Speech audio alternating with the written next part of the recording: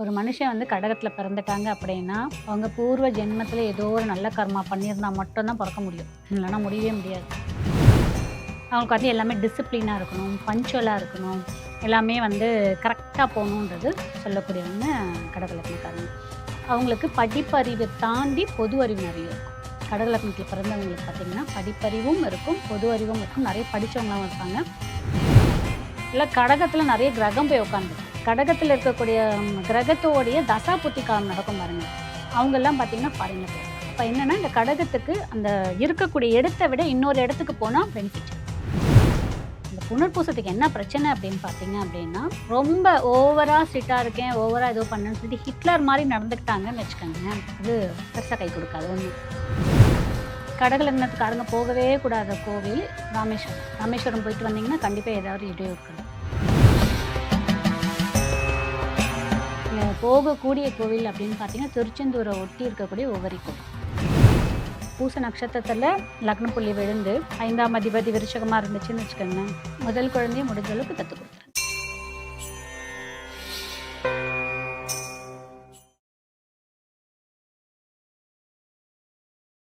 வணக்கம். இன்று நம்முடன் ஜோதிடர் கஜலட்சுமி அவர்கள் நம்மோடு இணைந்துள்ளார். வணக்கம் மேம். இப்போ தொடர்ந்து நம்ம ஜென்ம பலன்கள் பார்த்துட்டு இருக்கோம். அதில் வந்து கடக லக்னத்தில் பிறந்தவர்களுடைய ஜென்ம பலன், அவங்க எப்படி இருப்பாங்க, அவங்களுக்கு என்ன மாதிரியான பிரச்சனைகள்லாம் இனி வர இருக்கு, அதுலேருந்து அவங்க தப்பிக்க வழி என்ன? இனி வர இருக்கிறதுன்ற விட அவங்க வாழ்நாள் முழுவதும் என்ன மாதிரி ஃபேஸ் பண்ணுவாங்கன்றத நம்ம சொல்லிடலாம். கடகம் வந்து ரொம்ப சிறந்த ராசியாகவும் சொல்லப்படுது, சிறந்த லக்னமாகவும் சொல்லப்படுது. ஒரு மனுஷன் வந்து கடகத்தில் பிறந்துட்டாங்க அப்படின்னா அவங்க பூர்வ ஜென்மத்தில் ஏதோ ஒரு நல்ல கர்மா பண்ணியிருந்தால் மட்டும்தான் பிறக்க முடியும், இல்லைன்னா முடியவே முடியாது. அதுலேயும் பூசம் நட்சத்திரத்தில் பிறந்திருந்தாங்கன்னு வச்சுக்கோங்களேன், லக்ன புள்ளி அதை விழுந்திருந்துச்சுன்னா அவங்களுக்கு மறுபிறவி கிடையாது. அது ஒன்று இருக்குது. ரெண்டாவது ரொம்ப ரொம்ப சக்தி வாய்ந்த ராசியாகவும் லக்னமாகவும் சொல்லப்படக்கூடிய கடகலக்னம். அது லக்னத்தில் பிறந்தவங்க ரொம்ப சாந்தமாக இருப்பாங்க. ஆக்சுவலாக ஃபஸ்ட்டு அதுதான், ரொம்ப அமைதியாக இருப்பாங்க, சாந்தமாக இருப்பாங்க, ரொம்ப கேரிங்காக இருப்பாங்க, ரொம்ப லவ்வபுளாக இருப்பாங்க, அடுத்தவங்கள அரவணைச்சு போகணும், பாசமாக இருக்கணும், அவங்களால முடியலனாலும் அந்த விஷயத்தை அடுத்தவங்களுக்கு செய்யணும்னு நினைக்கக்கூடியவங்க இந்த கடகலக்னக்காரங்க. கடகலக்னத்துக்காரங்க கிட்ட நீங்கள் போய் ஒரு விஷயம் கேட்டிங்கன்னா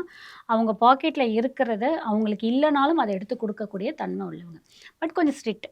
அவங்களுக்கு வந்து எல்லாமே டிசிப்ளினாக இருக்கணும், பஞ்சுவலாக இருக்கணும், எல்லாமே வந்து கரெக்டாக போகணுன்றது சொல்லக்கூடியவங்க கடகலக்னக்காரங்க. அவங்களுக்கு படிப்பறிவை தாண்டி பொது அறிவு நிறைய இருக்கும். கடகலக்னத்தில் பிறந்தவங்களுக்கு பார்த்திங்கன்னா படிப்பறிவும் இருக்கும், பொது அறிவும் இருக்கும், நிறைய படித்தவங்களாகவும் இருப்பாங்க. இன்னொன்று ஏன் நான் வந்து அந்த கடகலக்னம் வந்து ரொம்ப சிறந்ததுன்னு சொன்னேன்னா, அதில் நிறைய ஃபேமஸான பர்சன்ஸ்லாம் இருப்பாங்க. சினிமா, அரசியல், பொது வாழ்க்கை, குருமார்கள்லாம் சொல்கிறோம் பார்த்தீங்களா, அவங்க எல்லாருமே இந்த கடக லக்னத்தில் பிறந்தவங்களாகவும் இருப்பாங்க. நான் அதனால ரொம்ப சிறந்ததுன்னு சொல்கிறேன். கடக லக்னத்தில் வந்து பார்த்திங்கன்னா அவங்க ரொம்ப சாந்தமாக இருப்பாங்க. இப்போது கடல் எப்படி இருக்கும், ரொம்ப சாந்தமாக இருக்கும், அந்த அலை சவுண்டு மட்டும் நமக்கு ஒரு மாதிரி இருக்கும், ஆனால் அது பொங்குச்சுன்னா நம்ம தாங்க முடியுமா? அந்த மாதிரி கடக லக்னத்துக்காரங்க வாழ்க்கை போயிட்டே இருக்கும். ஆனால் ஒரு கட்டத்தில் அவங்க பொங்கிட்டாங்கன்னு வச்சுக்கோங்களேன், யாராலையும் தாங்க முடியாது. ரொம்ப அமைதியான ஸ்மூத்தாக போகக்கூடியது இது. கடக லக்னம்ன்றது ஒரு நீர் தத்துவம் இருக்கக்கூடிய ராசி. அவங்களுக்கு என்ன ஒரு ப்ளஸ்ஸும் அது மைனஸும் கூடன்னா, மோஸ்ட் ஆஃப் பீப்புள் நேட்டிவ் பிளேஸை விட்டு அவங்க இன்னொரு பிளேஸ்க்கு போகிறனா அவங்களுடைய லைஃப் ரொம்ப சூப்பராக இருக்கும். அவங்க நேட்டிவ் பிளேஸில் இருக்கிற வரைக்கும் அவங்களுடைய வாழ்க்கை வளர்ச்சி வந்து பெருசாக இருக்காது. அவங்களுடைய பிறந்த ஊர் அந்த இடம்னு சொல்கிறோம் பார்த்தீங்களா, அந்த இடத்த விட்டு தாண்டிட்டாலே சூப்பராக இருக்கும். ரெண்டாவது பார்த்தீங்கன்னா ஃபாரின் ஜாதகத்தில் இருக்கிறவங்கெல்லாம் 85% கடகத்துக்குள்ளே தான் வருவாங்க. கடக ராசியாக இருப்பாங்க, கடக லக்னமாக இருப்பாங்க, ஏதோ ஒரு ரீதியாக இல்லை கடகத்தில் நிறைய கிரகம் போய் உட்காந்துருக்கும். கடகத்தில் இருக்கக்கூடிய கிரகத்தோடைய தசா புத்தி காலம் நடக்கும் பாருங்க, அவங்கெல்லாம் பார்த்தீங்கன்னா ஃபாரினில் போயிருப்பாங்க. அப்போ என்னென்னா இந்த கடகத்துக்கு அந்த இருக்கக்கூடிய இடத்தை விட இன்னொரு இடத்துக்கு போனால் பெனிஃபிட். இப்போ அந்த கடக ராசிக்கு வந்து வரக்கூடிய 2026 எப்படி இருக்குங்க? 2026 கடகத்துக்கு நல்லா இருக்கும். பட் கொஞ்சம் பதட்டம், படப்படப்பு இருக்கும். ஏன்னா குரு வரப்போறாரு ஜூன் 2க்கு அப்புறம். வரும்போது என்னன்னா ஜென்மத்தில் குரு வந்து குரு பொறுத்த வரைக்கும் இருக்கும் இடம் பெருசாக இருக்காது, பார்வை பலன் தான் ஜாஸ்தி. ஸோ இவங்க எந்த விஷயம் செய்யும்போது ரொம்ப கவனத்தோடு செய்யணும், நிதானம் முக்கியமாக கண்டிப்பாக வேணும். ரெண்டாவது அடுத்தவங்க கிட்ட பேசும்போது ரொம்ப கேர்ஃபுல்லாக வேணும், வார்த்தை கவனம் வேணும். அதே மாதிரி லீகல் இஷ்யூஸில் ரொம்ப ரொம்ப கவனம் வேணும். யாருக்கும் நான் சூரிட்டி போடுறேன், ஜாமீன் கையெழுத்து போடுறேன், அதெல்லாம் போய் மாட்டினாங்கன்னா ஜென்மகுரு வச்சு செஞ்சிருவார். அதில் மட்டும் கவனம் வேணும். மற்றபடி இவ்வளோ நாள் இருந்த பிரச்சனையெல்லாம் ஓரளவுக்கு சால்வ் ஆகிட்டே இருக்கு. ஏன்னா சனி பார்வை வந்து கொஞ்சம் நல்லா இருக்குது, அதனால சால்வ் ஆகிட்டு. இந்த கடக லக்னம் அப்படிங்கிறவங்க வந்து எந்தெந்த தொழில்கள்லாம் வந்து அவங்களுக்கு வந்து ரொம்ப சூட்டபிளாக இருக்கும், இந்த ஒரு விஷயம் பண்ணால் அவங்க வந்து ஜொலிப்பாங்க? இப்போ சொன்னீங்க அந்த மாதிரி நேட்டிவ்ல இருக்காம இடம் மாறி இருந்து தொழில் பண்ணாலே அவங்களுக்கு வந்து ஹிட்டு அப்படின்னீங்க. ஸோ அந்த மாதிரி எந்த இப்போ கடகத்துல 3 நட்சத்திரம் இருக்கு. நமக்கு புனர்பூசம் இருக்கு. அதுக்கப்புறம் பூசம் இருக்கு. அப்புறம் ஆயில்யம் இருக்கு. இப்போ இந்த ஒவ்வொரு நட்சத்திரத்துக்கும் நம்ம பார்ப்போம். புனர்பூசம். புனர்பூசம் முடிஞ்ச அளவுக்கு டீச்சரா போறது, ஒரு அகாடமியில வந்து புரொஃபஸரா போறது, ஒரு அகாடமி நடத்துறது, இந்த மாரி விஷயம் எல்லாம் வந்து ரொம்ப நல்லாயிருக்கும். 2வது இந்த பேங்கிங் செக்டார்ல வேலை பார்க்கறது, ஐடி செக்டார்ல வேலை பார்க்கறதெல்லாம் புனர்பூசத்துக்கு ரொம்ப நல்லாயிருக்கும். இந்த புனர்பூசத்துக்கு என்ன பிரச்சனை அப்படின்னு பார்த்தீங்க அப்படின்னா, ரொம்ப ஓவரா ஸ்ட்ரிக்ட்டா இருக்கேன், ஓவரா ஏதோ பண்ணேன்னு சொல்லிட்டு ஹிட்லர் மாரி நடந்துக்கிட்டாங்கன்னு வச்சுக்கோங்களேன், அது பெருசா கை கொடுக்காது 1. 2வது அவங்களுக்கு குடும்ப வாழ்க்கை குடுத்துச்சுன்னா, பொது வாழ்க்கை அடி வாங்கிடும். பொது வாழ்க்கை குடுத்துச்சுன்னா, குடும்ப வாழ்க்கை அடி வாங்கிடும். இதுல மட்டும் கவனம். பூசம். பூசம் வந்து அமைதியா இருக்கும். எனக்கு என்ன அப்படின்ற மாரி ஒரு மென்டலோட இருக்கும். அது பாட்டு அவங்க வேலை என்ன, அவங்களுடைய வேலை அத மட்டுமே கான்சன்ட்ரேஷன் பண்ணி போகும். இருக்கறதுலயே முதன்மையான நட்சத்திரம் எதுன்னா, பூச நட்சத்திரம் தான். ஒருத்தவங்க பூச நட்சத்திரத்துல பிறந்துட்டாங்க அப்படின்னா, அந்த ஃபேமிலிக்கு வந்து அவ்ளோ ஒரு ஐஸ்வர்யம் குடுக்கக்கூடிய ஒரு நட்சத்திரம். அவங்க ரொம்ப அமைதியும் கூட. ஸோ இவங்கலாம் எந்த மாரியான வேலைய செய்யலான்னு பார்த்தீங்கன்னா, இந்த அட்வொகேட்ஸ்லாம் இருக்காங்க பார்த்தீங்களா? ஜட்ஜு, அட்வொகேட்ஸ் அந்த மாரியான வேலைய பண்ணும்போது ரொம்ப நல்லாயிருக்கும். ஆயில்யம். ஆயில்யம் பொறுத்தவரைக்கும் கணக்கு, அக்கவுண்டன்ட், டீச்சிங், அப்புறம் கலைத்தொழில் இதெல்லாமே ஆயில்யத்துக்கு. இப்ப என்னன்னா, நமக்கு 2ஆம் இடம் வந்து வருமானத்தை குறிக்கக்கூடியது. ஸோ 2ஆம் இடம் எது வரும்? நமக்கு சூரியன் வரும். அப்ப புதன், சூரியன் இணைவு இருக்கா மாதிரி. சனி, சூரியன் இருக்கா மாதிரி. குரு, சூரியன் இருக்கா மாரி. இந்த இதுவ நம்ம சூஸ் பண்ணும்போது ரொம்ப நல்லாயிருக்கும். இது எல்லாமே அவங்கள உயரமா கொண்டு போகும். கண்டிப்பா கடகத்தில இருக்கவங்க 85% கவர்மெண்ட் ரிலேட்டடா கவர்மெண்ட் ஜாப் கிடைக்கிறதுக்கான வாய்ப்பு ரொம்ப இருக்கு. அதிலேயே தான் அவங்க லீடும் பண்ணாங்க. மேம் இப்போ இந்த கடக லக்னம் வழிபடக்கூடிய தெய்வங்கள் என்னென்ன?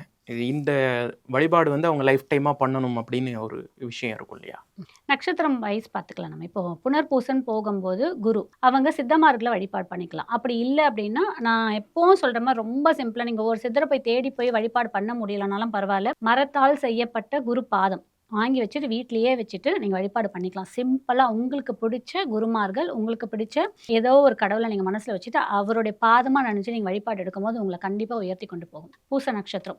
பூச நட்சத்திரத்துல ஒரு விஷயம் செய்றோம் அப்படின்னும்போது ரொம்ப நீங்க வந்து தானம் பண்ணாலே உங்களுக்கு நீங்க கடவுள வழிபாடு பண்ணணுன்ற அவசியமே இல்ல. பூச நட்சத்திரம் வரக்கூடிய நாள் அன்றோ, இல்ல நீங்க பூச நட்சத்திரத்துல பிறந்தவங்களோ தானம், தர்மம் பண்ணுங்க. அதுவே உங்களுக்கு கடவுளுக்கு சமமான ஒரு விஷயம். அதையும் தாண்டி நீங்க வழிபாடு பண்ணணும் அப்படின்னா, இந்த ஊர் எல்லையில இருக்கக்கூடிய காவல் தெய்வம் இவங்களெல்லாம் வழிபாடு எடுத்துக்கலாம். காலபைரவர் வழிபாடு எடுத்துக்கலாம். ரொம்ப உங்களுக்கு அனுகூலம் குடுக்கும். ஆயில்யம் நட்சத்திரம். ஆயில்யம் நட்சத்திரத்துக்கு நம்ம நாகசர்ப்பம் தான் சொல்றது. நாகசர்ப்ப வழிபாடு எடுத்துக்கும்போது ரொம்ப ரொம்ப அடிஷனல் பலன் குடுக்கும். இந்த சர்ப்பம் வந்து தனியா இருக்கும் பார்த்துருக்கீங்களா? சில கோவிலெல்லாம் ராகு, கேதுன்னு தனியா வச்சிருப்பாங்க சர்ப்பம் மாதிரி.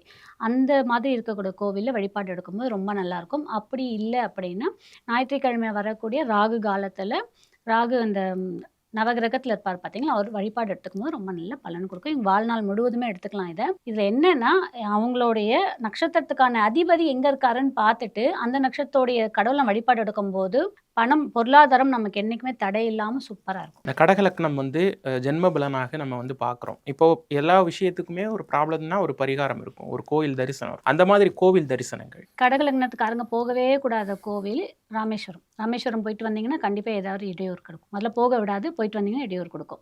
போகக்கூடிய கோவில் அப்படின்னு பார்த்தீங்கன்னா, திருச்செந்தூரை ஒட்டி இருக்கக்கூடிய உவரி கோவில். உவரி சிவன் இருக்கா தெரியுங்களா? சுயம்பு கடவுள். அங்க அடிக்கடிக்கு நீங்க போயிட்டு வரும்போது கண்டிப்பா அதற்கான மாற்றம் இருக்கும். அதே மாதிரி கடலோரம் இருக்கக்கூடிய கோவிலுக்கு போயிட்டு வரும்போதும் நிறைய மாற்றம். அந்த வழிபாடும் எடுத்துக்கலாம். இப்போ திருமண அமைப்பு இந்த கடக லக்னம்காரங்களுக்கு இனி வரக்கூடிய இல்லறமாகட்டும், இப்போ நடைபெற்று கொண்டிருக்கக்கூடிய கல்யாண வாழ்வாகட்டும். கடகத்துக்கு திருமணம் எப்பயுமே கொஞ்சம் ஸ்லோ தான். அதுலயும் 90s கிட்லாம் இன்னுமா மேரேஜ் ஆகாம வெயிட் பண்ணிட்டு இருப்பாங்க. கண்டிப்பா இந்த ஆண்டு கல்யாணம் கண்டிப்பா நடந்துடும். அதுலயும் கடக லக்னத்துல இருக்கக்கூடிய பூச நட்சத்திரம். என்ன நீங்க ராசிக்கும் நட்சத்திரத்துல கொண்டு வந்துட்டு நீங்க சொல்றீங்களேன்னு கேட்காதீங்க. லக்னத்துக்கு லக்ன புள்ளி ஒரு நட்சத்திரத்துல விழும் பார்த்தீங்களா? அது இதுதான் நமக்கு வேலை செய்யும். லக்னம் நம்மளுடைய ஆசைகளை சொல்லக்கூடியது. நம்மளுடைய உயிர்ன்னு சொல்றோம் பார்த்தீங்களா? தலை இது எல்லாமே லக்னம். ஸோ இது லக்னத்துக்கான லக்னம் எந்த புள்ளியில விழுதோ அதனுடைய கன்டினியூஷன் ஆசை தான் நமக்கு பெண்டிங் இருக்கிறதா அர்த்தம். இதில பூச நட்சத்திரத்தில உங்களது லக்ன புள்ளி விழுந்ததுன்னு வச்சுக்கோங்க, கல்யாணம் கண்டிப்பாக ரொம்ப நாள் தடைக்கு அப்புறம் தான் கல்யாணம் நடக்கும். அந்த கல்யாணம் நடந்ததுக்கு அப்புறமும் புத்திர பாக்கியமும் ரொம்ப தடைப்பட்டு தான் கிடைக்கும். ஸோ இது எல்லாமே இந்த பூச நட்சத்திரத்துக்கான ஒரு அமைப்பாக சொல்லப்படுது. அதே மாதிரி இந்த நீங்க பூச நட்சத்திரத்துல லக்ன புள்ளி விழுந்து 5ஆம் அதிபதி விருச்சகமா இருந்துச்சுன்னு வச்சுக்கோங்களேன், முதல் குழந்தைய முடிஞ்ச அளவுக்கு தத்து கொடுத்துருங்க. தத்து கொடுத்துட்டீங்கன்னா உங்களுக்கு நிறைய குழந்தைங்க வரும். பட் அதெல்லாம் ஸ்டார்டிங் ப்ராப்ளம் மாதிரி. ஃபர்ஸ்ட் கல்யாணம் டிலே ஆகும், குழந்தை பிறகு தான் டிலே ஆகும். அதுக்கப்புறம் பார்த்தீங்கன்னா 3, 4ன்னு குழந்தை இருக்கும் நிறைய. ஸோ இந்த விஷயம் தான் இருக்கு. அதே மாதிரி கடகராசியை பொறுத்தவரைக்கும் கல்யாண வாழ்க்கை பெருசா கை கொடுக்காது. ஏதோ மூவ்மெண்ட் பண்ணி போகணும் அப்படின்ற மாதிரி இருக்கும். சாட்டிஸ்ஃபைடான ஒரு வாழ்க்கை இருக்காது. கொஞ்சம் ஒரு மாதிரி ஆயில்யம் ஓரளவுக்கு பரவாயில்லையா இருக்கும், ஓரளவுக்கு. மற்றபடி இந்த புனர்பூசமும் சரி, பூசமும் சரி, ஏதோ வாழ்ந்தாகணுமே, ஏதோ கல்யாணம் பண்ணிட்டோமே அப்படின்ற ஒரு அன்சாட்டிஸ்ஃபைடோட தான் போகும் வாழ்க்கை. கடக லக்னமும் கடக ராசியும் ஓகேவா இருக்கும். இப்போ கடக லக்னக்காரங்க ராசியும் ஒன்றா வரும் பார்த்தீங்களா, ஒரு சிலருக்கு அது ஓகேவா இருக்கும். கடக லக்னம் சிம்ம ராசி நல்லாயிருக்கும். கடக லக்னம் விருச்சிக ராசி நல்லாயிருக்கும். கடக லக்னம் கும்ப ராசி ஓகேவா இருக்கும். அதாவது ஒரு மாதிரி டார்ச்சராக இருக்க மாதிரி இருக்கும். கடக லக்னம் மகர ராசி நல்லாயிருக்கும், சுமாராக போகும். இது எதுக்கு நான் சொல்லலைன்னா, இந்த ராசி இந்த லக்னம் இருக்கும்போது மேட்ச் ஆகுமா மேட்ச் ஆகாதான்றது நீங்களே உங்களோட செல்ஃப் அனலைஸ் பண்ணிக்கலாம். முதல்ல லக்னம்னா என்ன அப்படின்னு சொல்லி நம்மளுடைய ஜோதிட கட்டம் இருக்குது பார்த்தீங்களா, அதில் லான் போட்டிருக்கும். நிறைய பேருக்கு ஜோதிடம் தெரியாது. அப்போ எப்படி கண்டுபிடிக்கலாம்? நீங்கள் லக்னம் சொல்கிறீங்க, எங்கள் ஜாதகம் எப்படி இருக்கும்னு எங்களுக்கு தெரியாதுன்னா, கட்டம் 12 கட்டம் இருக்குது பார்த்தீங்கன்னா, அதில் மேலே கோடு போட்டு லான் இருக்கும், அதான் உங்களுடைய லக்னம். அதிலிருந்து கவுண்ட் பண்ணுங்க. சந்திரன் இருக்கிறது தான் உங்களுடைய ராசி. ஸோ இதை வச்சு தான் நம்மளுடைய ஒரு பலாபலன்களை குறிப்போம். ராசியை வச்சு சொல்லும் போது தசாபுத்தி காலத்துக்கு ஈஸியாக இருக்கும். லக்னத்தை சொல்லும் போது தான் நீங்கள் எதற்காக பிறந்திருக்கீங்க, உங்களுடைய பிறவின் ரகசியம் சொல்லக்கூடியதான் லக்னம். நீங்கள் எதில் கர்மா பெண்டிங் வச்சுருக்கீங்க, எதை ஆசையை அனுபவிக்க முடியாத பெண்டிங் வச்சுருக்கீங்க, உங்களுக்கு எதெல்லாம் வாழ்க்கை இருக்குது, உங்களுடைய ஆயிலிருந்து சொல்லக்கூடியது லக்னம் தான். ஸோ லக்னம் ஒருத்தருக்கு ரொம்ப ரொம்ப ரொம்ப முக்கியம். லக்னம் தெரிஞ்சுக்கங்க. அதே மாதிரி கோவிலுக்கு போய் அர்ச்சனை பண்ணுறீங்கனாலும் ராசியை மட்டும் சொல்லி அர்ச்சனை பண்ணாதீங்க. லக்னம் ராசி ரெண்டுமே சொல்லி அர்ச்சனை பண்ணுங்க. அப்போ தான் அது உங்களுக்கான அர்ச்சனையாக வந்து சேரும். நிறைய விஷயங்கள் பகிர்ந்துக்கிட்டீங்க மேம். ரொம்ப நன்றி.